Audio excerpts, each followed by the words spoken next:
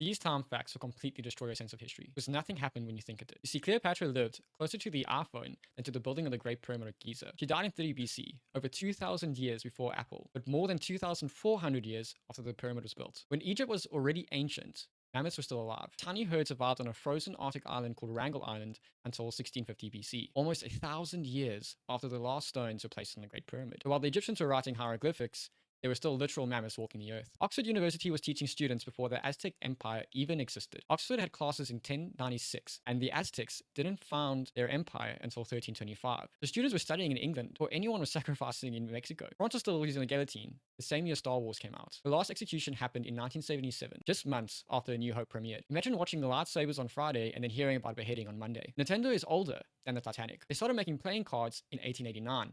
23 years before the ship sank in 1912, meaning Nintendo was already a company before Titanic memes were even possible. And there are whales alive right now, older than Moby Dick. Some bowhead whales are over 200 years old, meaning they were swimming the Arctic before the book was written in 1851. They've literally lived through the invention of electricity, airplanes, and TikTok.